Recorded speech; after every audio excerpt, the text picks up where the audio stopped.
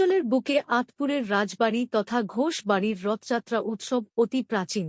এই রথযাত্রা উৎসব ৩০০ বছরের পুরনো। বৃহস্পতিবার আতপুর রাজবাড়ির রথযাত্রা উৎসবের শুভ সূচনা করলেন রাজ্যের পরিবহন ও শ্রম দপ্তরের মন্ত্রী অর্জুন সিং।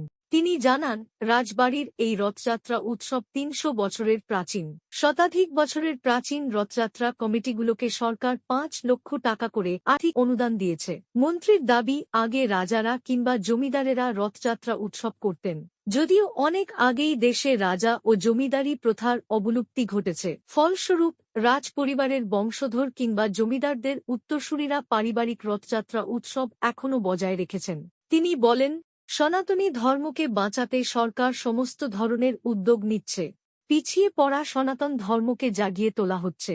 আতপুরের রথযাত্রা উৎসবের সূচনায় হাজির ছিলেন ভাটপাড়া ও জগদ্দলের বিধায়ক যথাক্রমে পবন কুমার সিং ও রাজেশ কুমার, দলের ব্যারাকপুর জেলার এক্সিকিউটিভ কমিটির সদস্য সঞ্জয় সিং, বিপ্লব কুমার ঘোষ সহ অন্যান্যরা।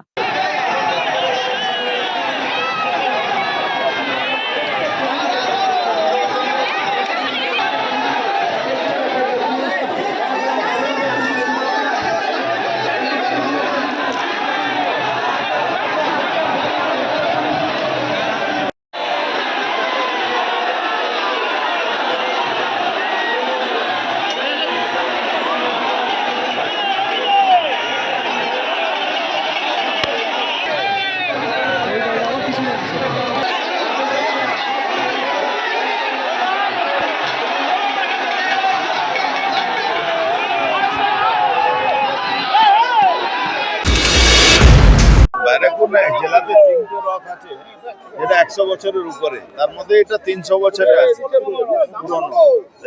এই রাজবাড়ি বলা যেত। এই রাজবাড়ি নামে এই পুজোটা হতো, রাজারাই করতো।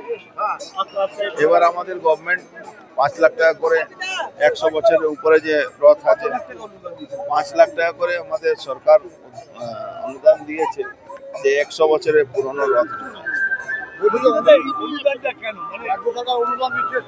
আস্তে আস্তে দেখুন, এই তো রাজারাই করতো বেসিক্যালি। ধীরে ধীরে তো রাজ শেষ হচ্ছে, জমিদারিও শেষ হচ্ছে, আস্তে আস্তে পুজোটাই বন্ধ হয়। তো আমাদের সনাতনী ধর্মকে তো বাঁচাতে হবে। সনাতন ধর্মকে বাঁচাবার জন্য সমস্ত রকম সরকার সুযোগ সুবিধা আমরা করছি। আমরা সরকার পাশে দাঁড়িয়ে আছি, এবার দিয়েছে। পিছিয়ে না, আস্তে আস্তে কি হচ্ছে, ৬০ বছর একটা শাসন চলেছে দেশে, যে শাসনটা সনাতনকে মিটিয়ে দেওয়ার চেষ্টা করেছিল, যাকে কংগ্রেস বলা যায়। আজকে সনাতন ২০১৪ সাল থেকে ভারতবর্ষের মানুষ বুঝতে পেরেছে যে ভারতবর্ষকে সনাতনী মানুষরা নিজের কথা বলতে পারছে, নাহলে কথাই বলতে পারত। অনেক মাহাত্ম আছে।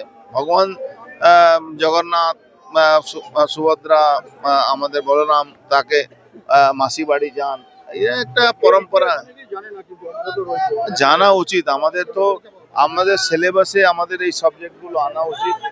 ধর্মের ব্যাপারে আগামী দিন আপনি দেখতে পারবেন, মানুষ ধর্মের ব্যাপারে নিশ্চিতভাবে জানে। রথের বাইরে